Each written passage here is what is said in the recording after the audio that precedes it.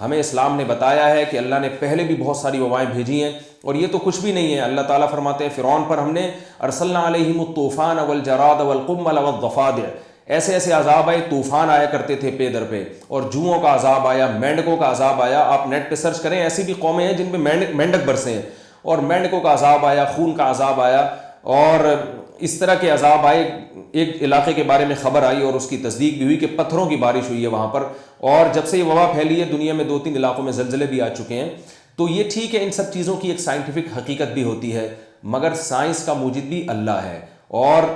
جو ہے یہ زلزلے آتے ہیں، ان کی کوئی سائنٹیفک حقیقت ہے، لیکن وہ حقیقت کا موجد بھی اللہ ہے. اس وائرس کو پیدا کرنے والا بھی اللہ ہے، اس وائرس کو پھیلانے والا بھی اللہ ہے. جو اس وقت اللہ کی طرف توجہ نہیں کرے گا وہ بہت بڑا بدبخت ہوگا. اس میں ناکام وہ نہیں ہے جو اس وبا میں کا شکار ہو کر ہلاک ہو جائے، ناکام وہ ہے جو اس وبا میں اللہ کی طرف رجوع نہ کرے. جس نے اس وبا میں اللہ کی طرف رجوع کر لیا، اپنے گناہوں سے توبہ کر لی، بے حیائی سے، بے نمازی پن سے، رشوت کھانے سے، لوگوں پہ ظلم کرنے سے، والدین کی نافرمانی، رشتہ داری توڑنا، یہ لوگوں کا مال چوری کرنا، بہنوں کو وراثت نہ دینا، یہ اتنے بڑے بڑے جرائم جو دنیا میں ہو رہے ہیں، اگر ہم نے ان جرائم سے اس وبا میں توبہ کر لی، تو اگر ہم اس وبا سے ہلاک ہو بھی گئے تو یہ ہمارے لیے شہادت اور اللہ کی رحمت کا ذریعہ بنے گی. نبی صلی اللہ علیہ وسلم نے فرمایا عذاب یبعثہ اللہ علی من یشاء من عبادہ ثم یجعلہ رحمۃ للمؤمنین. اللہ کا عذاب ہے لیکن مومنین کے لیے رحمت ہے، تو انہی مومن کے لیے رحمت ہے جن کو توبہ کی توفیق مل جائے.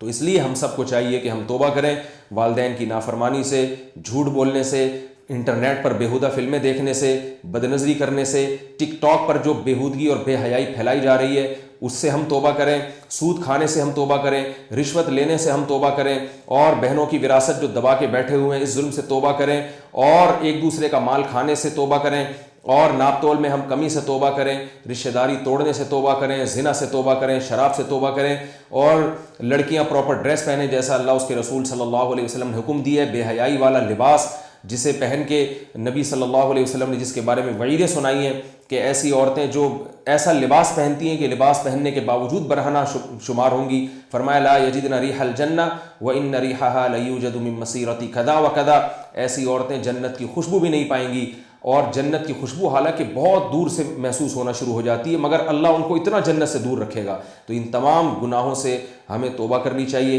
اگر ہمیں توبہ کی توفیق مل جاتی ہے اور ہم نمازی بن جاتے ہیں، کچھ اللہ کے قریب ہو جاتے ہیں، تو یقین کر لیں یہ وبا ہمارے حق میں رحمت ہے. اور اگر ہم نے ان جرائم سے توبہ نہیں کی تو یاد رکھیں یہ وبا اگر ہم سے دور ہو گئی اور ہمیں اللہ نے صحت اور عافیت والی زندگی عطا کر بھی دی تو اس سے بہت بڑی تباہی آگے ہمارے لیے کھڑی ہوئی ہے. فرعون بھی بہت ساری وباؤں کا شکار ہوا لیکن اس نے توبہ نہیں کی، اللہ نے وبائیں فرعون سے دور کر دی، بالآخر اس کو سمندر میں غرق کیا. اور اللہ نے قرآن میں جگہ جگہ فرمایا ہے فلما